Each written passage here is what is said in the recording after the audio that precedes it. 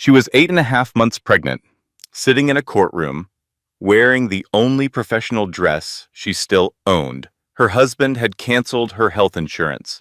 He had locked her out of her own home. He had moved his 29-year-old girlfriend into the master bedroom and let that woman wear her dead mother's pearl necklace on Instagram. He had served her divorce papers at her own baby shower in front of 20 women from her church. He was offering her a leaky cottage and $3,500 a month out of a $2.1 billion empire. He told the court she was nothing, a housewife, a burden, a woman who had never contributed a single dollar to his success. And for 6 months, it looked like he was going to win. But here's what Rick Mercer did not know. Here's what nobody knew, except one retired old lawyer on a quiet island with a fireproof box full of documents older than the state of Georgia. The ground his company was built on, every dock, every warehouse, every square foot of his billion-dollar port, belonged to her family. It had belonged to her family since 1742, and the lease that let him operate there had one condition: stay married to a Beaumont, or lose everything. He filed for divorce. She let him, and then the ground opened up beneath him. Lesson and value. This story carries a truth that everyone needs to hear. Silence is not weakness, patience is not surrender, and the quietest person in the room may be the one holding the deed to the ground you are standing on. If you have ever been underestimated, dismissed, or made to feel invisible, this story is for you. It is proof that knowing your worth, protecting your roots, and refusing to break under pressure is the most powerful thing a person can do. If this story gave you chills, if it made you think of someone who needs to hear it, do me a small favor. Hit that like button. It takes 1 second, but it tells the algorithm to share this story with more people who need it. Drop a comment and tell me, was Catherine's revenge justice, or was it too harsh? I read every single comment, and I love hearing what you think. And if you are not subscribed yet, now is the time. We post stories like this every week. Tales of betrayal, courage, and the kind of justice that money cannot buy. Hit subscribe, ring that notification bell, and I promise you, the next story will hit even harder. The courtroom was silent, not the comfortable silence of a pause between words, but the suffocating silence of 30 people holding their breath at the same time.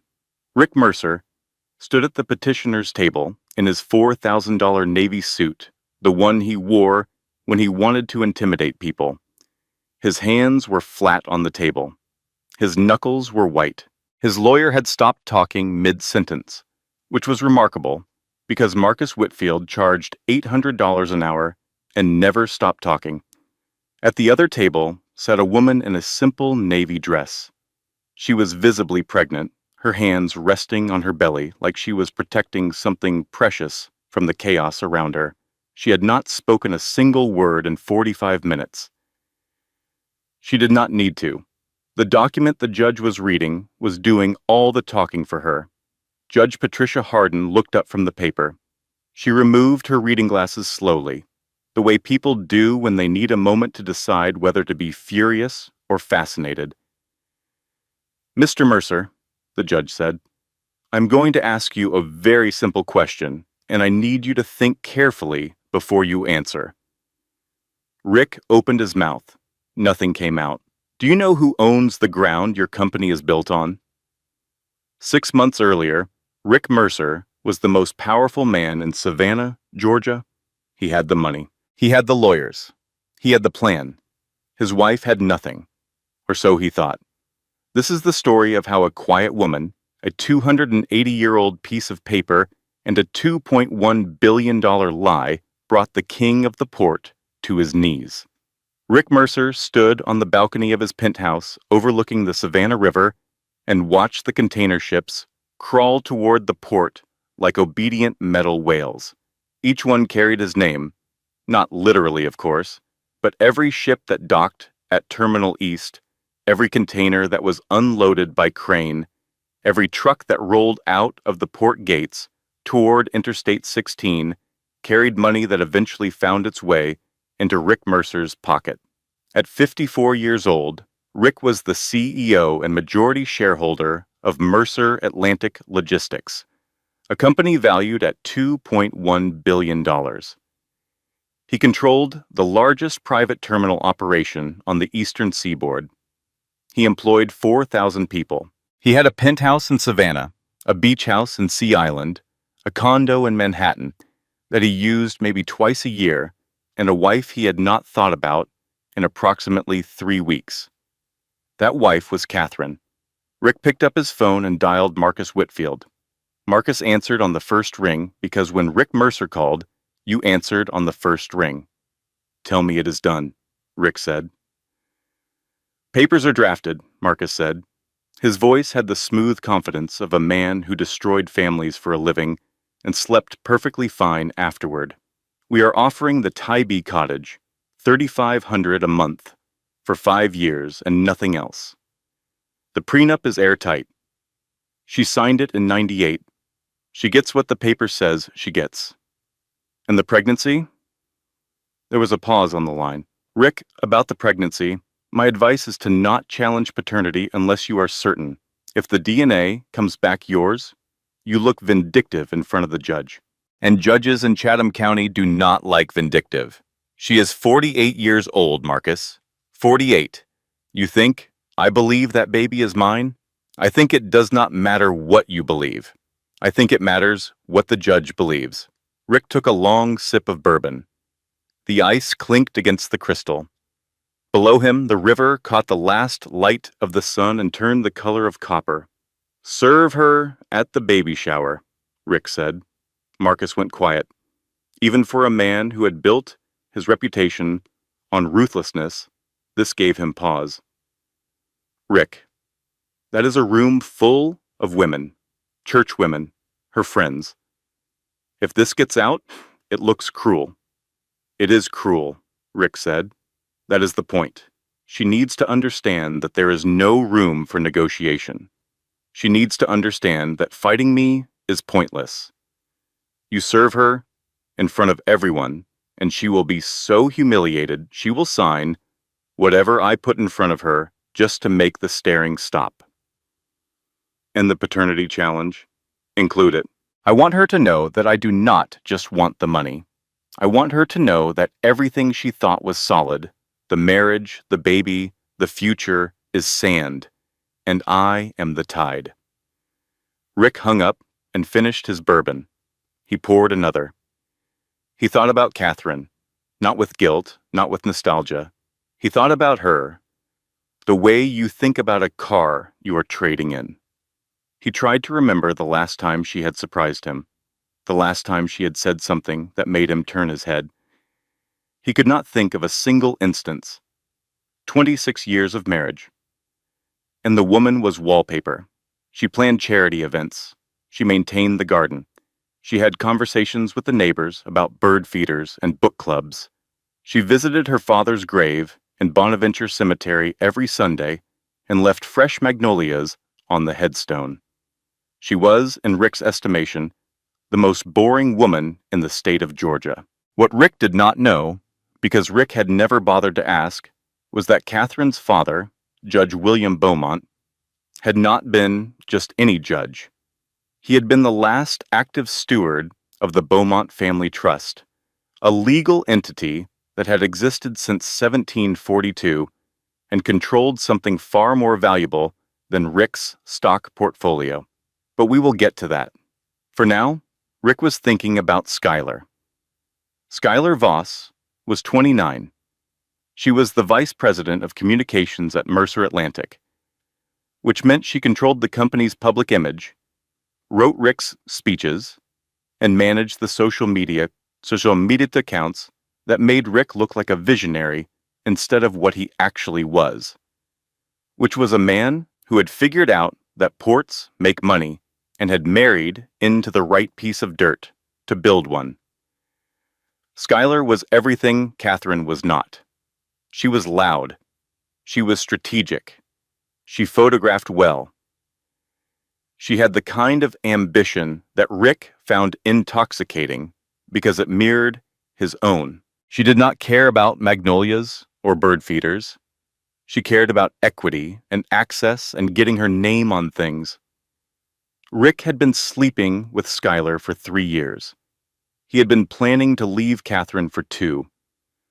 The pregnancy had accelerated his timeline, but not in the direction Catherine had hoped. In Rick's mind, the pregnancy was not a reason to stay. It was a reason to leave faster, before the courts could use a newborn to complicate his financial exit. He texted Skylar, "Papers go out Saturday. Baby shower. It will be done by Christmas." Skylar replied with 3 words. "About damn time," Rick smiled. He set his phone down and looked out at the port. His ships, his empire. He had no idea that the ground beneath all of it belonged to the woman he was about to throw away. And here is something worth knowing, because this detail matters more than Rick ever understood. 2 weeks before the baby shower, Rick had called his insurance broker and canceled Catherine's health coverage. He did not tell her. He framed it internally as a cost-saving measure, shifting her off the company plan before the divorce made it legally complicated. But the truth was simpler and uglier than that. He wanted her to feel the ground shift. He wanted her to go to her next doctor's appointment and feel the specific terror of being told your card does not work. She was 5 months pregnant, high risk, 48 years old with elevated blood pressure, and a doctor who had told her, in no uncertain terms, that stress could end this pregnancy. Rick knew all of this. He canceled the insurance anyway. If you are married and your spouse controls the health insurance, you need to know right now, today, what plan you are on, whose name it is under, and what happens if that coverage disappears. Do not wait until you are sitting in a parking lot outside a doctor's office trying to figure out how to pay for a sonogram. Know your coverage, because the person you trust with your health today may not be the person you can trust with it tomorrow. Catherine found out about the insurance at her next OB appointment. The receptionist pulled her aside quietly and told her the policy had been terminated.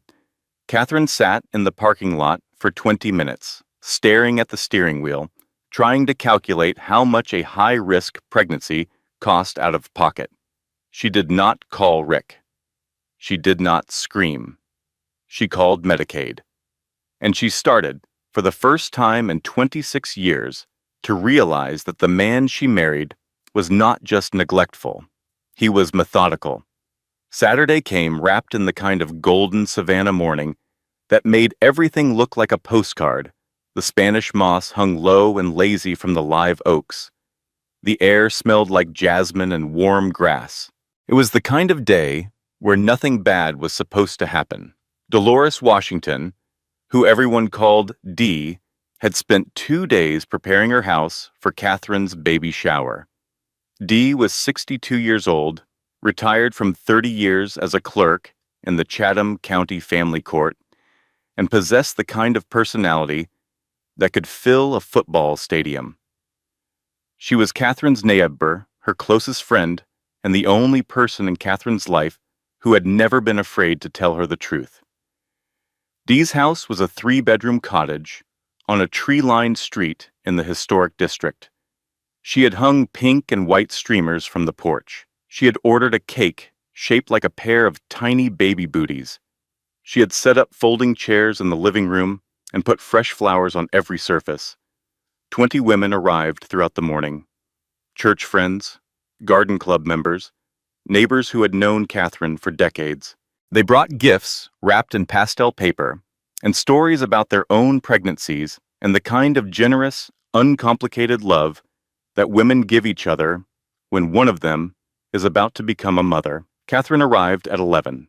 She was showing now 5 months along and she moved with the careful deliberateness of a woman who was aware that her body was doing something miraculous and terrifying at the same time. She wore a white cotton dress with small blue flowers on it. She had done her hair, which Dee noticed, because Catherine only did her hair when she was trying to convince herself that everything was fine. "Girl, you look beautiful," Dee said, hugging her at the door. "Thank you, Dee. This is too much. You did not have to do all this." "I did not have to. I wanted to. There is a difference. Now get inside and eat a deviled egg before Martha Richardson eats all of them. That woman has no self-control at a buffet table." Catherine laughed. It was a real laugh, the kind that comes from the belly and makes your eyes crinkle. Dee held on to the sound of that laugh because she would not hear it again for a long time. The shower was going beautifully. Catherine opened gifts, a hand-knitted blanket from the woman who ran the yarn shop on Broughton Street, a set of organic baby wash from her doctor's wife, a children's Bible from the church pastor's wife, with a note inside that said, "For the little one, may she have her mother's grace." Catherine held each gift like it was made of glass. She said, "Thank you," with the earnestness of a woman who had not been treated gently in a long time and was overwhelmed by the kindness. Dee was in the kitchen refilling the punch bowl when she saw a young man walk through the front gate. He was wearing a polo shirt and khakis. He was carrying a manila envelope. He looked uncomfortable. Dee set the punch bowl down. She had worked in family court for 30 years. She knew what a process server looked like the way a farmer knows what a storm cloud looks like. She moved toward the front door, but she was not fast enough. The young man walked through the living room. 20 women went silent. He walked directly to Catherine, who was sitting in the chair of honor with a half-opened gift in her lap. "Catherine Mercer?" he asked. "Yes." He held out the envelope. "You have been served?" Catherine took the envelope. Her fingers did not tremble yet. That would come in a moment. She opened the flap and pulled out the papers. The room was completely silent. 20 women watched Catherine's eyes move across the first page. They watched the color drain from her face like someone had pulled a plug. Dissolution of marriage. Petitioner. Richard Allen Mercer. Grounds. Irretrievable breakdown. Catherine turned to the second page. The financial terms. The Tybee cottage. $3,500 a month for 5 years, nothing else. Out of a $2.1 billion empire, her husband was offering her a leaky cottage and pocket change. Then she saw the addendum, the paternity challenge. Rick was formally requesting DNA testing and stating in legal documents, filed with the court, that he did not believe the baby she was carrying was his. The water glass in Catherine's hand slipped. It hit the hardwood floor and shattered. The sound was sharp and final, like a period at the end of a sentence. No one moved. Dee was there in 3 steps. She caught Catherine's arm before she could bend down to pick up the glass. "Do not touch it," Dee said firmly. "Leave the glass. Look at me. Breathe." Catherine looked at Dee.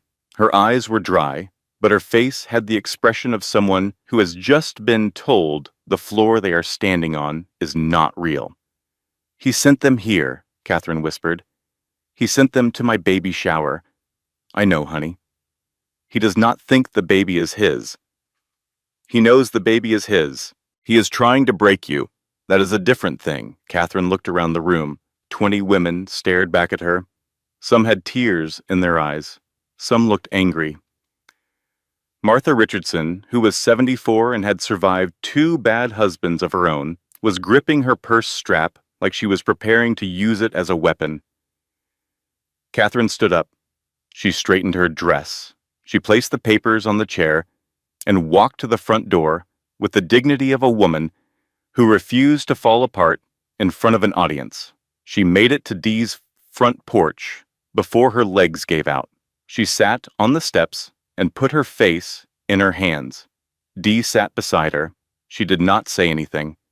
She just put her arm around Catherine's shoulders and held her while the baby shower continued without them, the sounds of awkward conversation drifting through the screen door like music from another world. "What am I going to do?" Catherine asked. "Right now? You're going to breathe. Then you are going to eat something because that baby needs food, even if you do not feel like eating. And then tomorrow, we are going to find you a lawyer." "I cannot afford a lawyer. He canceled my credit cards last week. I have $2,200 in my savings account." Dee's jaw tightened. "He canceled your cards? And my health insurance. While you are pregnant?" "While I am pregnant." Dee was quiet for a long time. Then she said very softly, "That man has no idea what is coming for him." Catherine shook her head. "He has all the money, Dee, all the lawyers, all the power. What could possibly be coming for him?" Dee did not answer that question. She did not know the answer yet, but she knew with the certainty of a woman who had spent 30 years watching the worst people in Savannah walk into family court thinking they were untouchable, that the universe has a way of correcting an imbalance. It just takes time. 3 days after the baby shower, Catherine drove to the Savannah mansion to collect her things. She needed her prenatal vitamins. She needed her winter clothes. She needed her mother's jewelry box, the one with the pearl necklace her mother had worn on her wedding day, and the small gold locket that held a photograph of Catherine's father as a young man. She pulled up to the gate at 10 in the morning. She entered the code she had used for 20 years. The keypad beeped red. Access denied. She tried again. Red again. A security guard she had never seen before walked toward her car. He was young, maybe 25, built like a linebacker, and wearing a uniform that said Premier Security Solutions on the chest. "Ma'am, I cannot let you in." "I live here," Catherine said.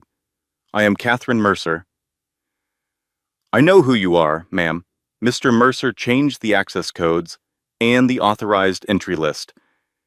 "Your name is not on it." Catherine stared at the guard. She could see the house through the iron gate. The lights were on. The landscapers had been there recently because the hedges were freshly trimmed. Everything looked exactly the same as it had for 20 years, except now she was on the wrong side of the gate. Then she looked up at the second floor, the master bedroom window, and she saw a silhouette. A woman, tall, thin, moving casually past the glass like she belonged there, Skylar. Catherine felt something crack inside her chest. It was not her heart. Her heart had been cracking slowly for years, and she had gotten used to the sound. This was something else. This was the crack of reality, the moment when the truth you have been avoiding finally sits down in front of you and refuses to leave. She picked up her phone and called Rick. He answered on the third ring. "What?" he said. Not "what do you need?" Not hello, just what. "Rick, I need my things. My medication is inside, my prenatal vitamins, my mother's jewelry. I will have someone box up whatever is yours and send it to the cottage. Do not come to the house again, Catherine. It upsets Skylar." Catherine gripped the steering wheel. "It upsets Skylar." You heard me. "Rick, that is my home. I have lived there for 20 years. It is my home. My name is on the deed. My money paid for it. You are welcome to the Tybee cottage. That was always your style anyway, small and quiet." He hung up. Catherine sat in her car, outside the gate, for 20 minutes. The security guard watched her from his post, but said nothing. He looked embarrassed, the way people look when they know they are participating in something wrong, but do not have the power to stop it. She did not cry. She wanted to. She could feel the tears right there behind her eyes, pressing forward like a crowd behind a locked door, but she did not let them through.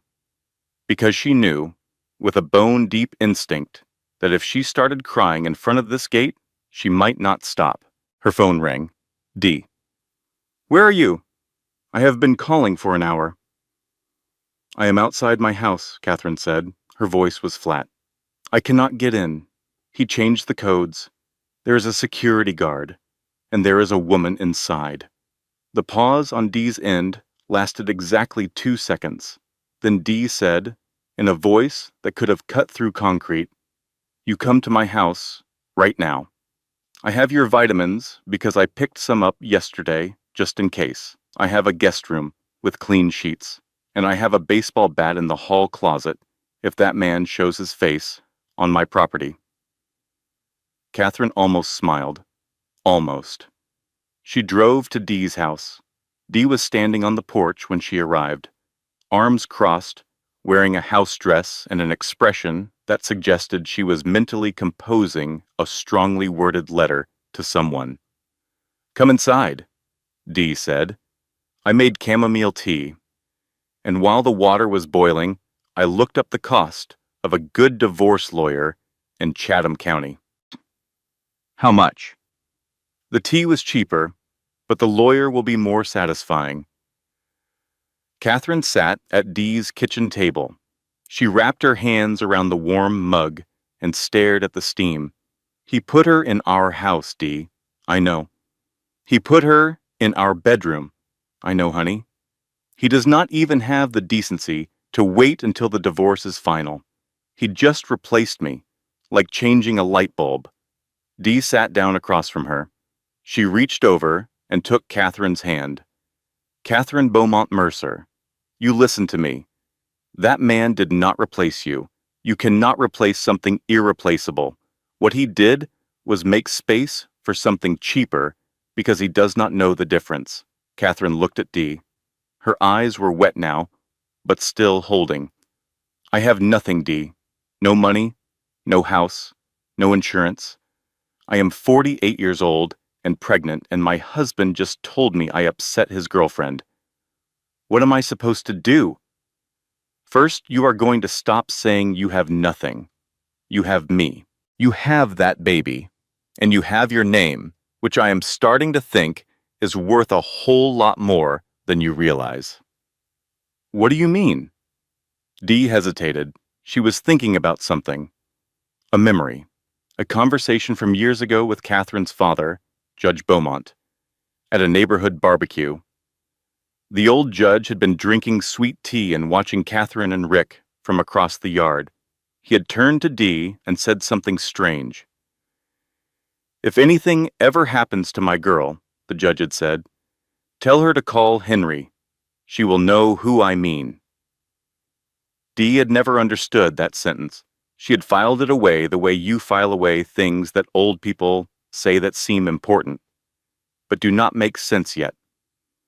Now, sitting across from Catherine in the kitchen, watching the strongest woman she knew try not to fall apart, Dee thought maybe she was beginning to understand. "Never mind," Dee said. "We will figure it out. Right now, drink your tea. Tomorrow we fight." The call came at 2:14 in the morning on a Tuesday. Catherine woke up in Dee's guest room with a sharp pain in her lower abdomen.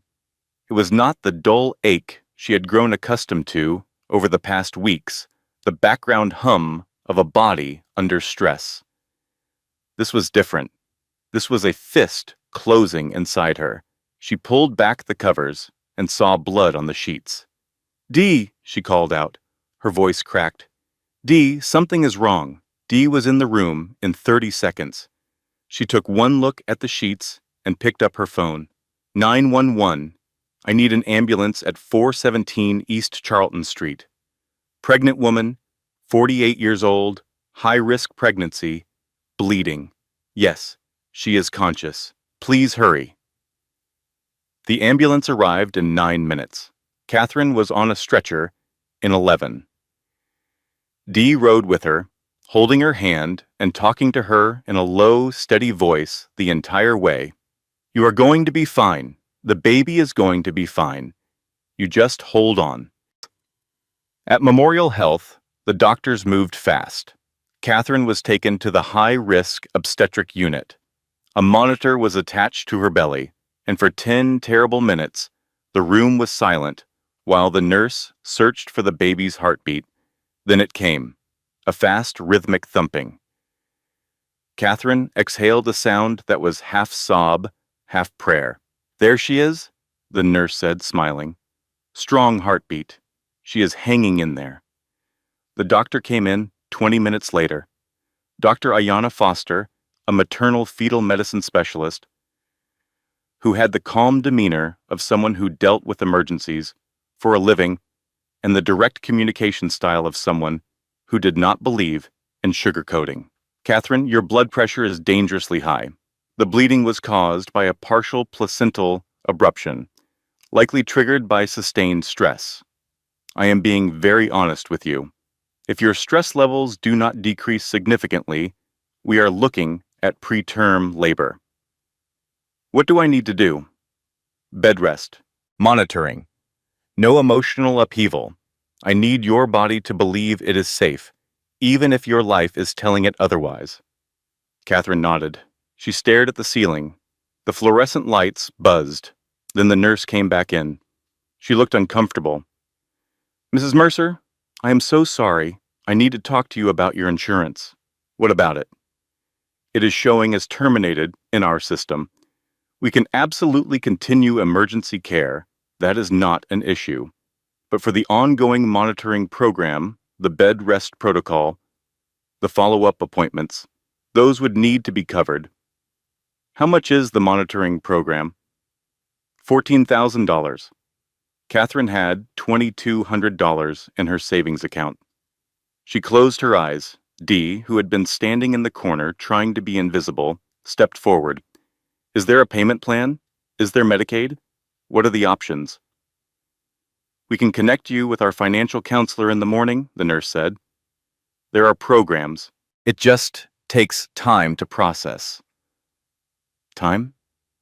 Catherine did not have time. She had a baby pressing against a damaged placenta and a husband who had canceled her insurance while she was pregnant. After the nurse left, Catherine did something she did not want to do. Something Dee begged her not to do. She called Rick. He answered on the fourth ring. His voice was groggy. It was 3 in the morning. "Catherine, do you know what time it is?" "Rick, I am at Memorial. The baby is in danger. There are complications. The doctor says I need monitoring, but my insurance is canceled, and I cannot—" "Catherine." His voice sharpened. "My lawyer told me not to talk to you directly. Whatever you need, tell Marcus. I am not talking to your lawyer at 3 in the morning about our child's life. I am talking to you, your wife, the mother of your baby. If it is my baby." Catherine's hand tightened on the phone. "You know it is yours, Rick." "I do not know anything until the DNA test says so. Call Marcus in the morning, and do not call this number again." Click. Catherine placed the phone on the bed. She stared at the ceiling. The monitor beeped steadily, marking her baby's heartbeat like a tiny clock counting down. Dee pulled a chair next to the bed and sat down. She did not say anything about the phone call. She did not say, "I told you not to call." She just sat there. "He wants me to break," Catherine whispered. "I know. And I think it is working." Dee was quiet for a long time. Then she leaned forward. "Catherine, you listen to me. You are not going to break. You know why?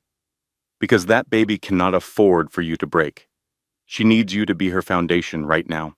Everything else, the money, the house, that worthless man, all of that is noise. The only real thing in your life right now is that heartbeat on that monitor. You hear it?" Catherine listened. Thump, thump, thump. Fast and sure and alive. "That is your daughter telling you to hold on. So you hold on. If you are going through a divorce and your spouse controls the finances, here is what you need to know. In most states, you can file an emergency motion for temporary spousal support. The court can order your spouse to maintain your health insurance, provide living expenses, and keep the financial status quo while the divorce is pending. You do not have to wait until the final hearing. You do not have to beg. The law provides a mechanism for exactly this situation. Catherine did not know this yet, but she was about to meet someone who did. Dee made calls the next morning. She called every legal aid office in Chatham County. She called the Georgia Legal Services Program. She called a woman she knew from her years working at the courthouse, a paralegal named Rosa, who knew every family law attorney in the city.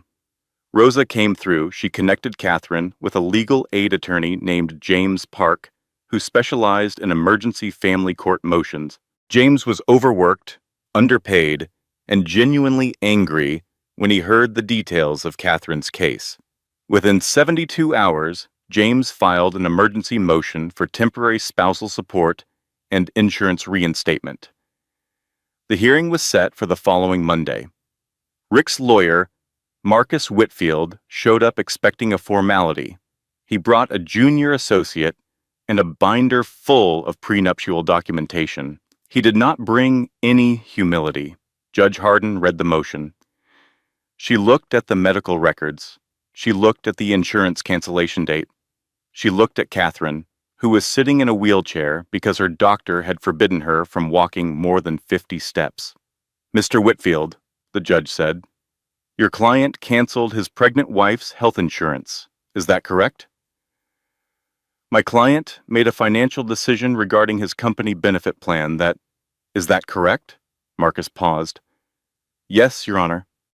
And your client is aware that Georgia law requires the maintenance of the status quo on health benefits during a pending divorce?"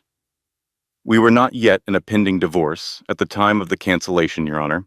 The papers had not been served." "The papers were served 4 days later, Mr. Whitfield. 4 days. Your client canceled the insurance on a Tuesday and served the papers on a Saturday. Are you telling me that was a coincidence?" Marcus did not answer. The judge granted the motion. Rick was ordered to pay $8,000 per month in temporary support, reinstate Catherine's health insurance immediately, and maintain the status quo on all marital assets pending the final hearing. Catherine cried in the courthouse hallway. Dee held her and said, "See, the system works when you make it work." For 2 weeks, things stabilized. The insurance was reinstated. Catherine got the monitoring she needed. The baby's heartbeat stayed strong. The bleeding stopped. Catherine was moved from the hospital to bed rest at Dee's house, where Dee enforced the doctor's orders with military precision. "You're not getting up to do the dishes. You're not getting up to fold laundry. You're getting up to use the bathroom, and that is it. I have been waiting 62 years for a valid excuse to boss someone around in my own house, and you are not taking this from me." Catherine smiled. A real smile. For the first time in weeks, she felt like maybe she would survive this. Then the counter motion arrived. Marcus Whitfield filed it on a Wednesday afternoon. It was 12 pages long and constructed with the precision of a man who destroyed people for a living and considered it an art form. The motion argued that Catherine and Rick's marriage was potentially void. The basis was a discrepancy between Catherine's marriage certificate, which listed her maiden name as Beaumont, and her birth certificate, which listed her name as Beaumont Leclerc, a hyphenated version that included her mother's French family name. It was a technicality, a desperate, grasping, bottom-of-the-barrel technicality. But Marcus Whitfield knew that technicalities did not need to be valid to be effective. They just needed to create delay. The judge had to schedule a hearing on the challenge. In the meantime, the temporary support order was frozen pending review. The insurance company, seeing an active dispute over the marriage's validity, placed a hold on Catherine's claims. Catherine was back to zero. Everything she had fought for, the support, the insurance, the stability, was suspended in legal limbo while Rick's army of lawyers argued about a hyphen. She sat on Dee's couch with the legal documents in her lap, staring at the wall. "He is never going to stop," Catherine said. "Every time I take a step forward, he kicks the ground out from under me." Dee sat down next to her. She was quiet for a moment. Then she said, "Cat, do you remember your father?" "Of course." "Do you remember what he used to say at those neighborhood barbecues? When he would sit in that lawn chair with his sweet tea and watch the world go by?" Catherine smiled faintly. "He said a lot of things. He told me something once. It was the year before he passed. He was watching you and Rick across the yard, and he turned to me and said, 'If anything ever happens to my girl, tell her to call Henry. She will know who I mean.'" Catherine went very still. "Henry," she whispered. "Who is Henry, Catherine?" Catherine stared at the floor for a long time. Then she looked up, and Dee saw something in her eyes that had not been there before. Not hope, exactly. Something deeper. Recognition. "Henry Calloway," Catherine said. "He was my father's oldest friend, a land title attorney. He is retired now, lives on Skidaway Island." "A land title attorney? What does land have to do with your divorce?" Catherine shook her head slowly. "I do not know. My father tried to tell me something once, years ago, about the family trust. He said it was important. He said I needed to understand the history, but Rick was there, and Rick told him to stop boring everyone with old Beaumont family nonsense. My father never brought it up again." Dee leaned forward. "Call Henry." Henry Calloway lived in a small clapboard house on Skidaway Island surrounded by live oaks and filing cabinets. The filing cabinets were the important part. There were 14 of them, arranged in 2 rows in what should have been a living room, each one labeled with dates going back to the 1700s.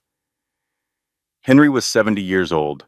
He had thick white hair, wire-rimmed glasses, and the careful posture of a man who had spent his life reading fine print. He had been a land title attorney for 45 years, specializing in the peculiar tangle of property law that existed in coastal Georgia, where Spanish colonial grants, British charters, and American deeds overlapped like layers of old paint on an ancient wall. He had been Judge Beaumont's closest friend for 30 years. He had been waiting for this phone call for 3. Catherine and Dee arrived on a Thursday morning. Henry met them at the door with coffee and an expression that was equal parts sadness and anticipation. "Catherine," he said, taking both her hands, "you look just like your mother. Please sit down.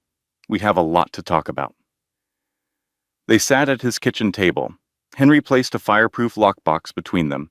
It was old, heavy, and secured with a combinations lock. "Before I open this," Henry said, "I need to ask you something. How much do you know about the Beaumont family history?" "Very little," Catherine admitted. "My father tried to tell me, but Rick always dismissed it as irrelevant. Old family stories, dusty history." Henry nodded slowly. "Rick dismissed it because Rick never understood it. And your father, God rest him, made the mistake of assuming that Rick's ignorance was harmless. It was not." He opened the lockbox. Inside, wrapped in acid-free tissue paper, were 3 documents. The first was a land survey, hand-drawn on heavy paper, dated 1742. It showed the coastal marshland around the Savannah River with precise measurements and notations in both English and Spanish. The second was a formal land grant, written in elaborate script on parchment, bearing the seal of the colony of Georgia under the Oglethorpe Charter. It granted 4,200 acres of tidal marshland, port access land, and riverfront property to one Francois Beaumont and his direct descendants in perpetuity. The third was the trust document, updated most recently in 2003, establishing the Beaumont Family Trust as the legal holder of the original grant land and specifying the terms under which the land could be leased to commercial entities. Henry let Catherine read each document in silence. Dee peered over her shoulder, her eyes getting wider with each page. "Catherine," Henry said, "the land your husband's company is built on, Terminal East, the dry docks, the Mercer Atlantic headquarters, the warehousing district, all of it sits on Beaumont family land. It has been Beaumont family land since before Georgia was a state." Catherine looked up. "That is impossible. Rick owns that land. He has the deed." "Rick has a ground lease, a 99-year ground lease, signed in 2003 that allows Mercer Atlantic Logistics to operate on Beaumont Trust land. Your father structured the lease himself. He included a specific clause." Henry put on his reading glasses and opened the trust document to a marked page. Section 12, paragraph C.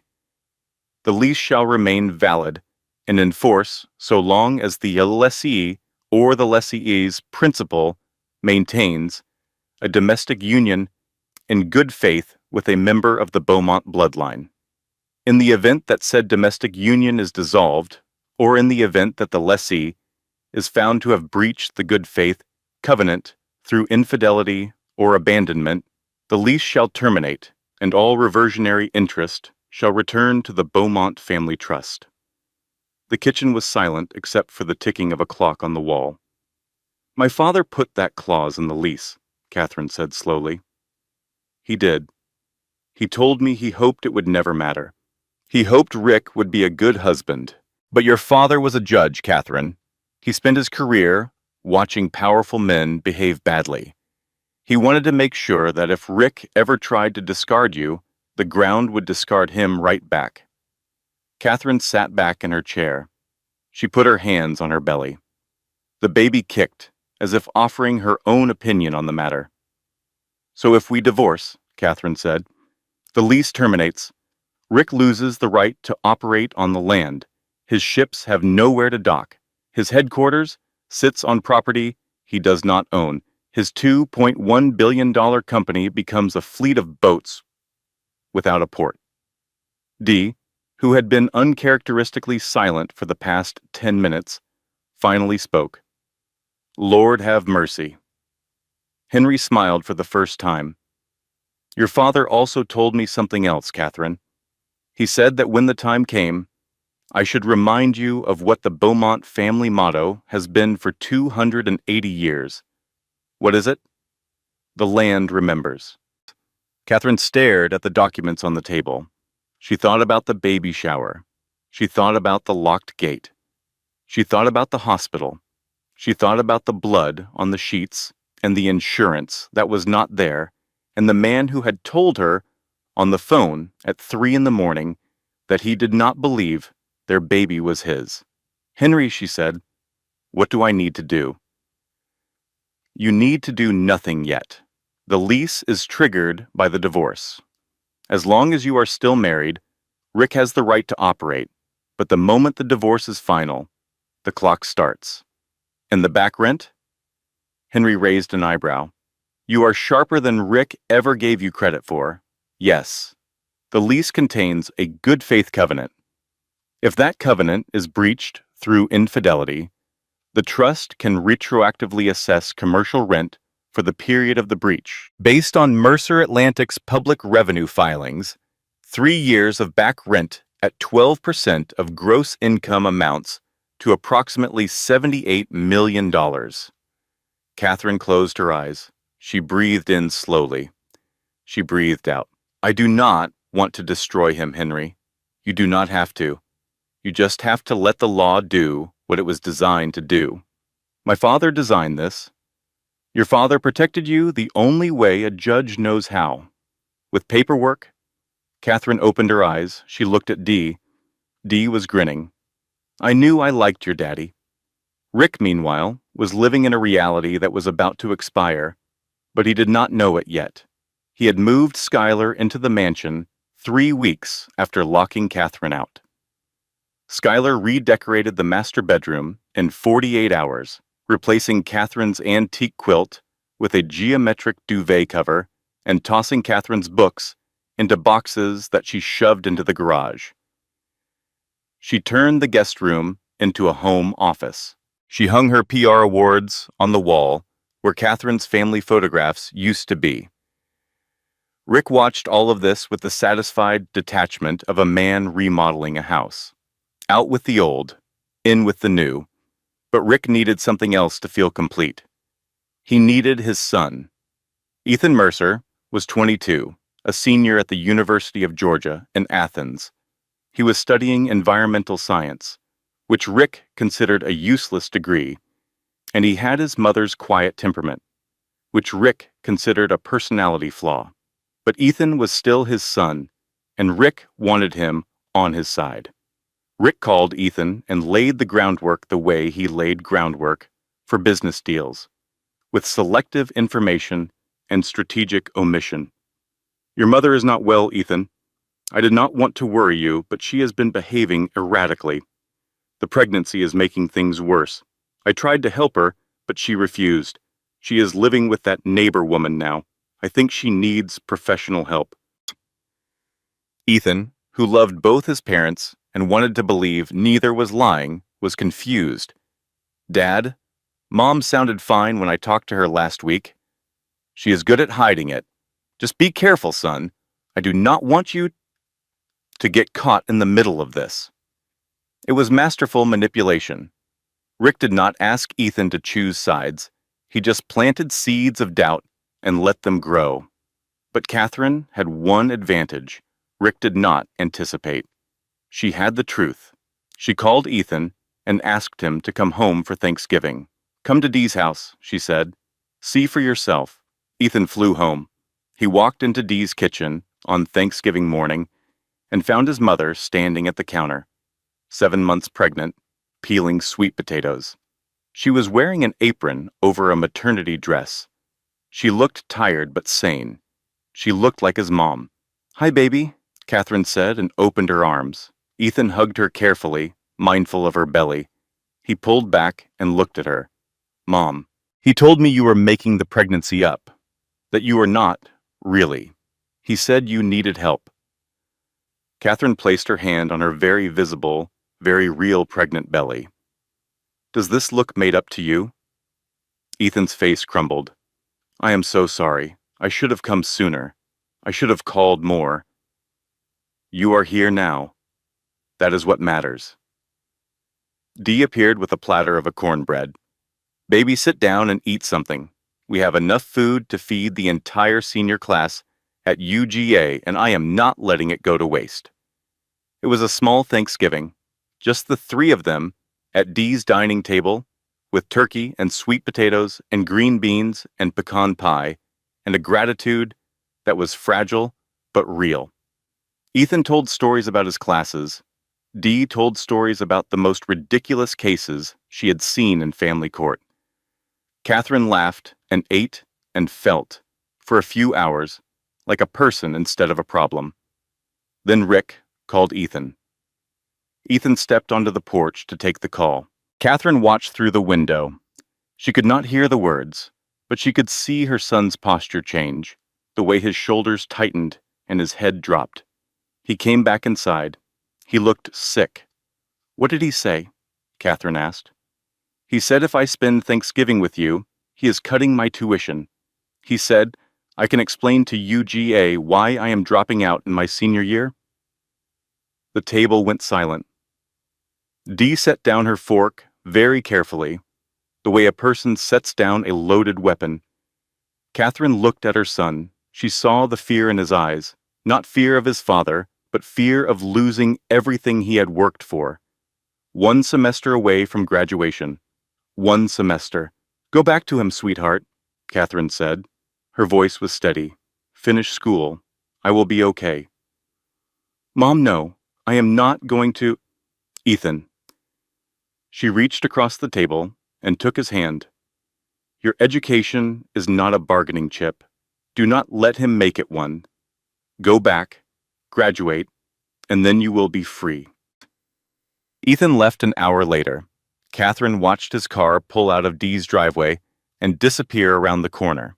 She stood on the porch in the dark for a long time, one hand on the railing, one hand on her belly. Dee came out and stood beside her. She did not say anything. She just held Catherine's hand. Sometimes the cruelest thing a person can do is not hit you or scream at you or lock you out of your own house. Sometimes the cruelest thing is to take the people you love and use them as weapons against you. In the weeks that followed Thanksgiving, 3 things happened in rapid succession. Any one of them alone would have been manageable. Together, they were a demolition. First, Catherine's car was repossessed. It was in Rick's name. She came out of Dee's house one morning to find a tow truck driver hooking up the sedan she had driven for 6 years. She stood in the driveway in her bathrobe, 8 months pregnant, watching her only transportation being dragged away like a dog on a leash. Dee drove her everywhere after that.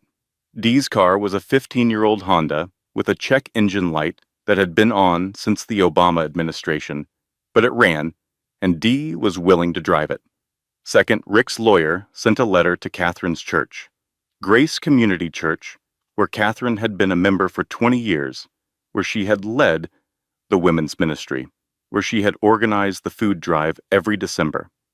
The letter expressed Rick's concern about Catherine's mental health and requested that the church limit her involvement in activities for her own well-being. The pastor, a gentle man who avoided conflict the way some people avoid spicy food, quietly removed Catherine from the ministry leadership. She found out on Sunday morning when she showed up to lead the women's meeting and someone else was standing at the podium.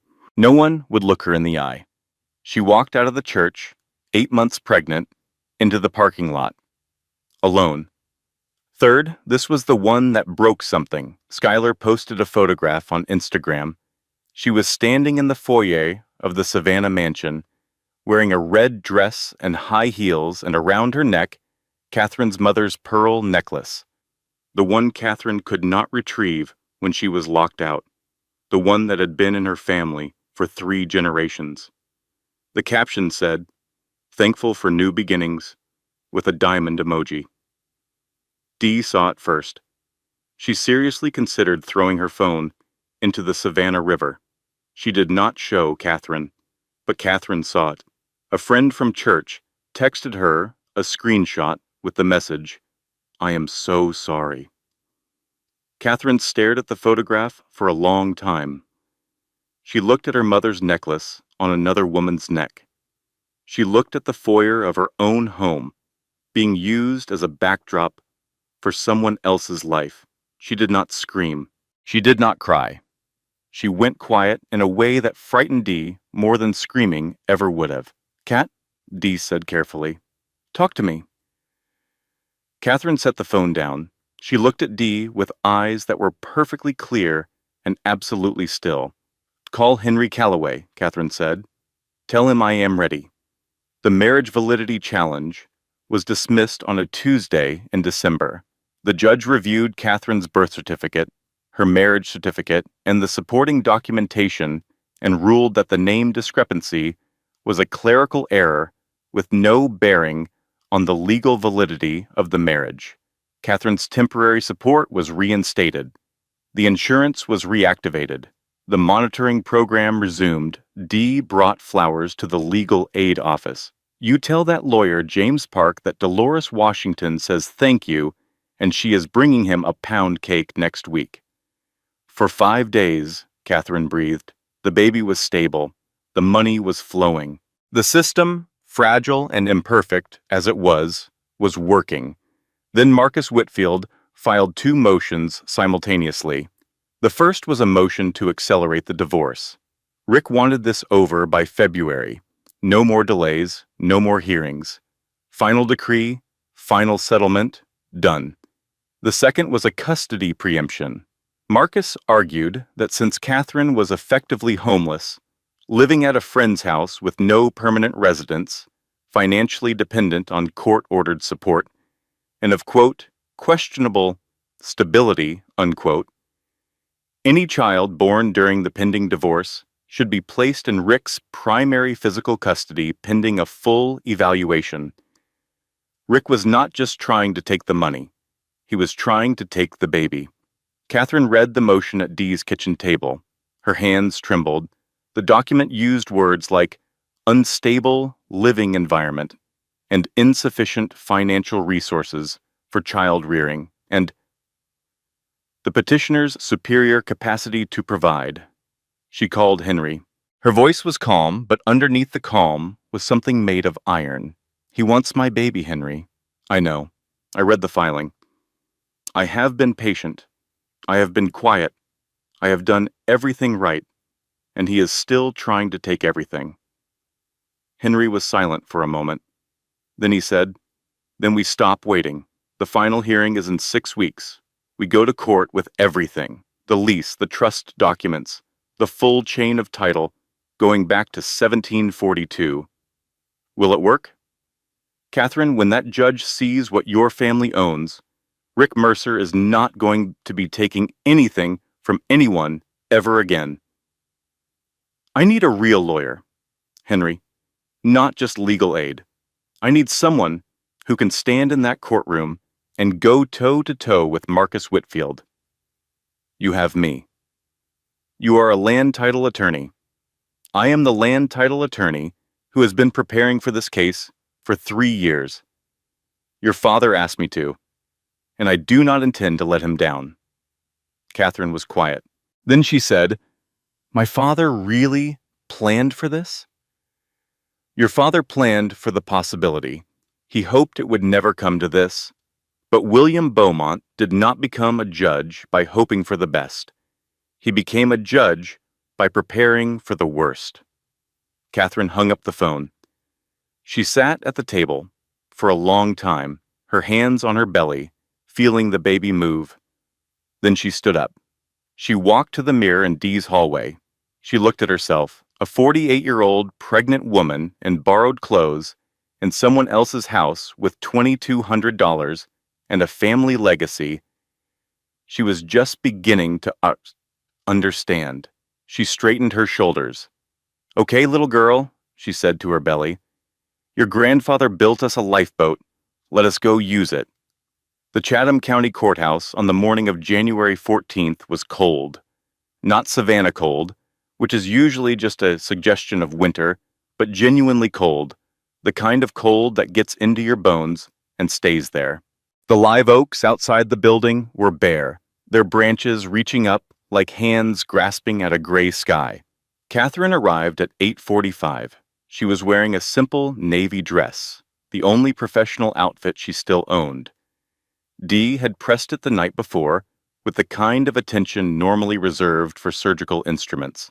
Catherine walked slowly, one hand on her belly, one hand on Henry Calloway's arm. She was 8.5 months pregnant. The baby was due in 3 weeks. Dee walked behind them, carrying Catherine's bag, and wearing an expression that dared anyone in the building to say a single wrong word. They took the elevator to the 3rd floor. Family Court, Division B Judge Patricia Harden presiding. Rick arrived at 9 sharp with an entourage. Marcus Whitfield in a charcoal suit. 2 junior associates carrying matching leather briefcases. And Skylar Voss, who was wearing sunglasses indoors in January in a courthouse, and who took a seat in the gallery as if she were attending a fashion show. Dee leaned over to Catherine. She wore sunglasses inside. In January, in a courthouse. That tells you everything you need to know about that woman's judgment. Catherine almost smiled. Almost. Judge Harden entered. She was a woman in her late 50s with silver hair, reading glasses on a chain around her neck, and the expression of someone who had spent 25 years presiding over the worst behavior rich people were capable of and was no longer surprised by any of it. She sat down. She opened the file. She looked at Catherine's belly. She looked at Rick's legal team. She sighed. We are here for the final hearing in the matter of Mercer versus Mercer. Mr. Whitfield, you represent the petitioner. Please proceed. Marcus stood. He was polished. He was confident. He was a man who charged $800 an hour and earned every penny of it. Your Honor, Mr. Mercer seeks a dissolution based on irretrievable breakdown. The prenuptial agreement, signed in 1998, clearly delineates the financial settlement. Mrs. Mercer is entitled to the property on Tybee Island and monthly maintenance of $3,500 for 5 years. All business assets, including Mercer Atlantic Logistics, are separate property under the prenup's terms. Ms. Mercer made no financial contribution to the company. She has been a homemaker for 26 years. He paused for effect. Regarding custody of the unborn child, we respectfully request that the court consider Mr. Mercer's superior financial resources and stable living situation when making its determination. Judge Harden nodded, her face neutral. Mr. Calloway, I see you have entered an appearance for the respondent. I note from your filing that you are not a family law attorney. Henry stood. He buttoned his jacket, which was old but impeccably pressed. His voice, when he spoke, was quiet and precise. No, Your Honor. I am a land title attorney. I have practiced in this area for 45 years, and I believe this case is fundamentally about land. I am listening. Your Honor, Mr. Mercer has built his entire case on the premise that his wife contributed nothing to his empire. I am here to demonstrate that his wife is the empire. Marcus shot to his feet. Objection. This is a divorce proceeding, not a property dispute. Sit down, Mr. Whitfield, the judge said. I will determine what this proceeding is about. Mr. Calloway, continue. Henry opened his briefcase. He placed 3 documents on the table, each one protected in a clear archival sleeve. Your Honor, this is a land survey dated 1742, a colonial land grant under the Oglethorpe Charter, and the governing document of the Beaumont Family Trust. Together, they establish that the land on which Mercer Atlantic Logistics operates, Terminal East, the dry docks, the corporate headquarters, and all associated port facilities, has been owned by the Beaumont family since before the state of Georgia existed. The courtroom went still. Henry continued. Mr. Mercer does not own this land. He has never owned this land. He holds a 99-year ground lease from the Beaumont Family Trust, signed in 2003. That lease, which Mr. Mercer himself signed, contains a specific clause in Section 12, paragraph C. He read aloud, his voice clear enough to reach every corner of the room. The lease shall remain valid and in force so long as the lessee maintains a domestic union in good faith with a member of the Beaumont bloodline. In the event that said union is dissolved, or in the event that the lessee breaches the good faith covenant through infidelity or abandonment, the lease shall terminate and all reversionary interests shall return to the Beaumont Family Trust. Henry looked up from the document and directly at Rick. In plain English, Your Honor, the moment this divorce is final, Mr. Mercer loses the right to the land. His ships become trespassers. His building becomes an unauthorized structure on private property. His $2.1 billion company ceases to have a legal home. Rick stood up so fast his chair scraped backward with a screech. This is insane, Rick shouted. I bought that land. I have the deed. I built that company from nothing. You have a ground lease, Mr. Mercer, Henry said, still calm.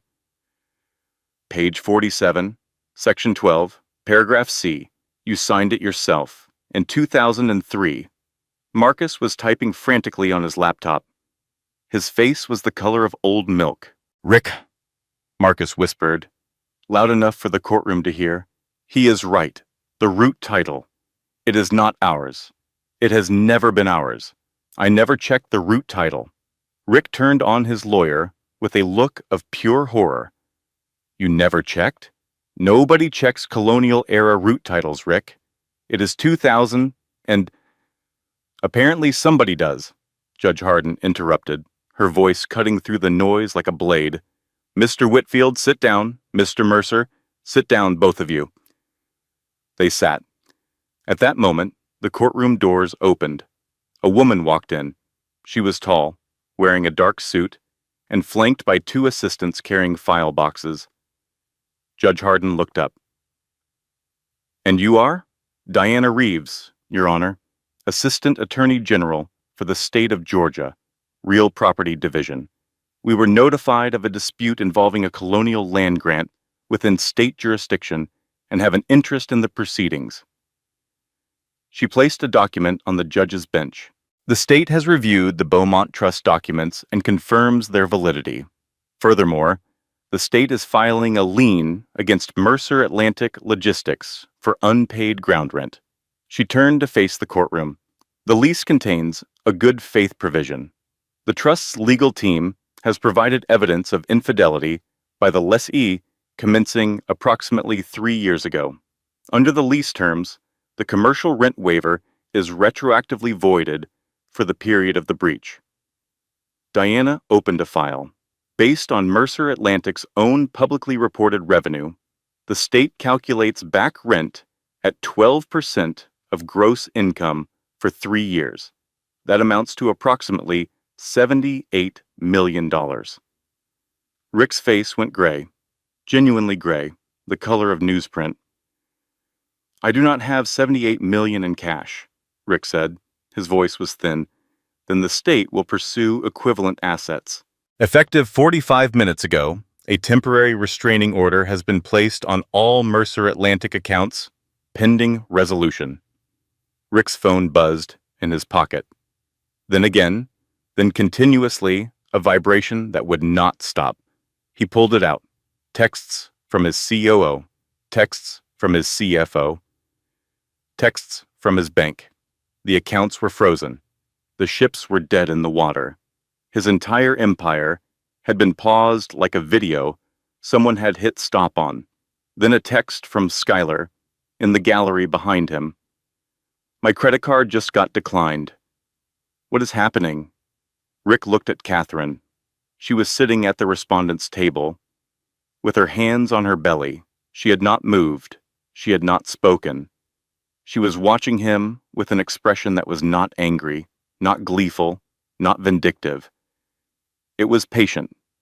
It was the expression of someone who has been waiting a very long time for the truth to arrive and is not surprised that it finally has.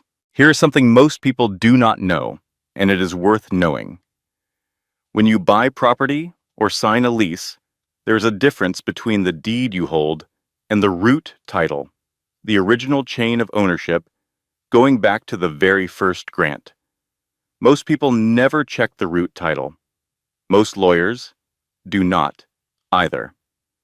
But the root title is the foundation that everything else stands on. If the root is flawed, everything built on top of it is vulnerable. If you own property, know your root title. It could save everything. Catherine spoke for the first time. Your Honor, may I address my husband? Judge Harden nodded. Catherine stood. She moved slowly, one hand supporting her belly, and walked to the center of the courtroom. She stopped about 6 feet from Rick. She looked at the man she had married 26 years ago, the man who had canceled her insurance, the man who had locked her out of her home, the man who had served her divorce papers at her baby shower and told his son she was insane. Rick, she said. Her voice was soft, but it carried to every corner of the room. I sat in this marriage for 26 years. I listened to you close deals at the dinner table. I read every financial report you threw in the trash. I picked them up, and I read them, because I was curious, and because nobody who is invisible has any reason to hide what they are doing in front of an invisible person. She paused. I know about the underreported cargo weights at Terminal 4. I know about the third-party contract with your brother-in-law's company in Rotterdam that costs us 12% more than market rate. I know about the shell account in Bermuda that you told the board was closed in 2019, but which had a balance of $14 million as of last March. Rick's face was no longer gray. It was white. I could destroy you, Catherine said. I have every right to. You humiliated me at my baby shower. You canceled my insurance while I was carrying your child. You locked me out of my home and moved your girlfriend in. You tried to turn our son against me. You put another woman in my mother's necklace and let her post it on the internet. She put her hand on her belly. And then you tried to take this baby, our baby. The baby you told me at 3 in the morning was not yours, even though you know she is. The courtroom was absolutely silent. But I do not want to destroy you, Rick. I want to replace you. Rick blinked. Replace me? You will resign as CEO of Mercer Atlantic Logistics, effective immediately. You will transfer 51% of your voting shares to me. You will vacate the Savannah mansion within 30 days. You will acknowledge paternity of this child and pay full child support. You will retain a non-voting seat on the board and your annual salary. You cannot run a shipping company, Rick said. He was reaching for his old voice, the commanding one, but it came out cracked. You have never worked a day in your life, Catherine smiled. It was the first time she had smiled in that courtroom, and it was the kind of smile that rearranges a room. I have worked every single day of this marriage, Rick. I just was not paid for it. And I know your company better than you do, because you spent 26 years talking about it at dinner and never once considered the possibility that I was listening. She stepped closer. Or you can refuse, and I will let the state collect the $78 million, the lease will terminate, and your ships will have nowhere to dock. Mercer Atlantic will be worth nothing by the end of the week. Your choice. You have 60 seconds. From the gallery, Dee whispered to the woman sitting next to her, 59, 58. Judge Harden pressed her lips together in what might have been a suppressed smile. Rick looked at Marcus. Marcus shook his head slowly, the universal gesture of a lawyer who has run out of options. Rick looked at Diana Reeves. She was checking her watch. Rick looked at the judge. She was already writing the order. He looked at Catherine, his wife, the woman he had called wallpaper, the woman he had called a professional tea drinker, the woman whose family had owned the ground beneath his feet for 280 years while he strutted across it like he had built the earth itself. I will sign, Rick whispered. The transition was swift. By 9 the next morning, the press release had gone out. Richard Mercer steps down as CEO of Mercer Atlantic Logistics to pursue personal interests. Catherine Mercer appointed interim chairperson and majority shareholder. The stock did not crash. It rallied. The market liked the narrative. A company with a 280-year claim to its port land was a company with the most secure real estate position in the shipping industry. Investors who had been nervous about Mercer Atlantic's aggressive accounting suddenly felt very comfortable. Catherine walked into the Mercer Atlantic headquarters at 10 that morning. She was wearing a tailored navy suit that Dee had helped her find at a consignment shop. She was flanked by Henry Calloway and a young operations director she had headhunted from a competitor by phone the previous evening. She took the elevator to the top floor, Rick's floor. The executive assistants, who had spent years ignoring Catherine's phone calls when she tried to reach her husband, stood up nervously. Mrs. Mercer, Mr. Mercer's office still has his things. Have them boxed and sent to his new address. Schedule a meeting with department heads for 11. I want the quarterly projections and the Southampton manifest on my desk in 10 minutes. At 11, the department heads filed in. They were all men. They were all Rick's people. They looked at Catherine with the specific kind of skepticism that men reserve for women they have decided are temporary. Catherine did not sit down. She stood at the head of the table and opened a folder. Mr. Henderson, she looked at the CFO, you have been hedging our fuel costs against the Brent crude index, but you are over-leveraged in the Asian futures market. If the yen moves 2 points, we lose $4 million. Fix it by end of day. Henderson's mouth fell open. How did you... I read the reports. My husband threw them away. I picked them up. She turned to the VP of Operations. Mr. Davies, we are losing 12% efficiency at the Rotterdam terminal because of a third-party contract with my husband's brother-in-law. That contract is terminated as of today. Bring the unloading operations in-house. But the penalty clauses, the contract was signed under a conflict of interest. Mr. Calloway has already drafted the termination notice. It is clean. She looked around the room. This company has been run like a personal piggy bank for too long. That ends today. We are going to be lean, transparent, and profitable.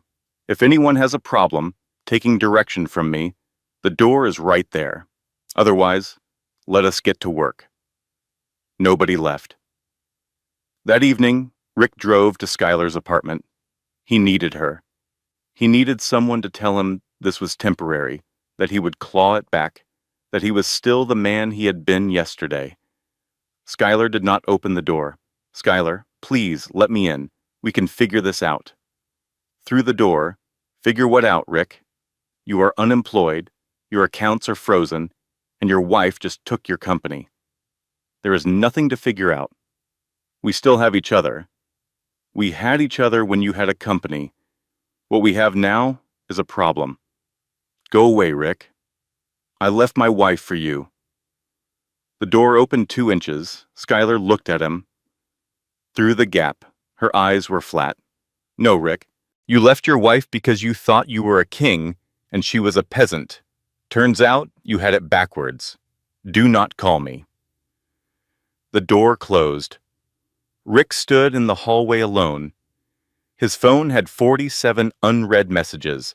He did not read any of them. He walked to a bar down the street.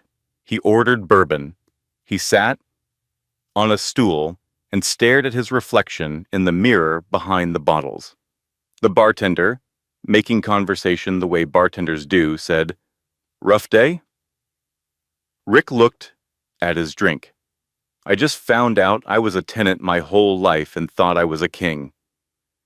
Meanwhile, at the Mercer Atlantic offices, Catherine sat in the CEO chair. The desk was too big for her. The chair smelled like Rick's cologne. The view from the window showed the port, the river, the cranes moving containers like giant metal birds. She put her hand on her belly. The baby kicked. "We are going to be okay," Catherine said to the empty room. "All 3 of us." She was not just talking about herself and the baby. She was talking about the company, the 4,000 people who depended on it, the port that her family had stewarded for nearly 3 centuries. She opened her laptop and began to read the quarterly report, line by line, the way she had been reading them for years in secret, from the ones Rick tossed in the recycling bin. She knew this company. She had always known it. She had just been waiting for the world to catch up. 1 year later, the wind off the Savannah River was cold, but the kind of cold that cleans the air and sharpens the edges of everything. The port was bustling. Cranes moved. Trucks rolled. Ships waited in line like patient giants. But today the port had a new addition. A gleaming white cargo vessel sat at the main dock. On its bow, in gold letters, was the name, the Beaumont. It was the first hybrid electric cargo ship on the eastern seaboard, and it was Catherine Mercer's idea. Catherine stood at a podium on the dock. She was wearing a white, tailored suit. Her hair was cut shorter now, a sharp, confident style that framed her face. On her hip was a baby girl, 4 months old, with fat cheeks and curious eyes and a tiny sailor dress that Dee had ordered online and paid too much for. 300 people stood in the crowd. Dock workers and environmentalists and city council members and reporters. They were not the kind of people who used to attend Rick's events. The terrified executives in matching suits who clapped on command. These people were here because they wanted to be. Catherine spoke into the microphone. The baby grabbed for it. The crowd laughed.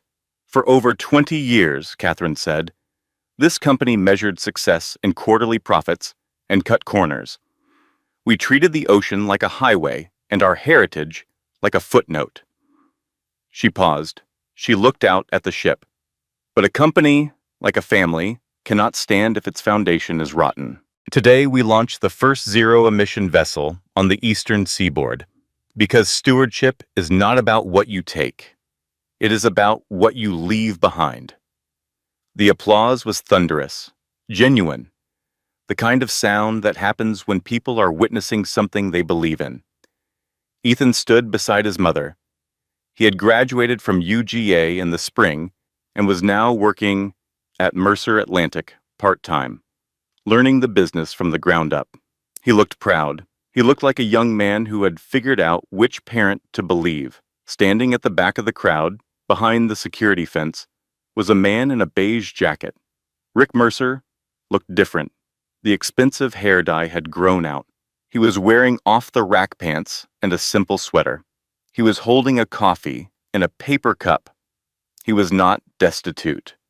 The settlement had left him enough to live quietly in a rented house in Thunderbolt. He had visitation with the baby every other weekend, which Catherine had agreed to because she believed, despite everything, that a daughter should know her father. Rick watched Catherine hold their daughter up to the crowd. The baby waved. The crowd cheered. Ethan saw his father. He walked to the back of the crowd. "Hey, Dad. Hey, son." They stood side by side for a moment, watching the ship. "She named the baby Elizabeth," Ethan said, "after Grandma Beaumont." Rick nodded. "It is a good name. You could come to Sunday dinner sometime. Dee cooks way too much. She would probably yell at you for the first hour, but she would feed you." Rick almost smiled. "Maybe." Ethan put a hand on his father's shoulder, then walked back toward his mother. Rick watched them go. He reached into his jacket pocket and pulled out a photograph. It was old, creased at the corners, him and Catherine 26 years ago, sitting on the rocks at Tybee Island on their honeymoon. They looked happy. They looked like people who had no idea what was coming. On the back, in his own handwriting, he had added a note. "You are always the foundation. I was just too loud to hear it." He put the photograph away. He finished his coffee. He walked to his truck and drove home. He did not look back. He did not need to. He finally understood who she had always been. Here's the last thing worth saying, and it is the most important. Rick Mercer spent his entire life believing that power meant being the loudest voice in the room. He married a woman whose family had held the deed to the ground he stood on for 280 years, and he never once asked about her history, her family, or her worth. He confused her silence for emptiness. He confused her patience for weakness. He confused her kindness for surrender. He was wrong about all of it. Catherine did not fight with lawyers, or with screaming matches, or with social media posts. She fought with the one thing Rick could not buy, could not charm, and could not bully: the truth. And the truth, like the land itself, does not care how loud you are. It simply waits. So, the next time someone tells you they are just a housewife, the next time someone dismisses the quiet woman in the room, the next time you think that silence means someone has nothing to say, remember Catherine Mercer. Remember the Beaumont Trust. Remember the 280-year-old deed. And remember this. If you are going through something like what Catherine went through, hold on to three things. First, know your assets. Every account, every property, every title. Knowledge is not just power, it is protection. Second, never let anyone isolate you from the people who love you. Your D, your Henry, your people. They are your lifeline. Third, silence is not weakness. Patience is not surrender. Sometimes the quietest person in the room is the one holding all the cards. She just has not played them yet. If this story moved you, hit that like button. It helps more than you know. Subscribe and ring that notification bell, because next week we have a story about a woman who was left at the altar, only to discover that the groom's new bride was already married to her brother. You will not want to miss it. Until then, be careful who you underestimate. Closing credit. This content was carefully researched, developed, and manually edited by our team to deliver meaningful storytelling with real-life lessons. Every character, every twist, and every word was crafted with one purpose: to entertain you while leaving you with something valuable to carry long after the story ends. Thank you for listening. Thank you for being here. And we will see you in the next one.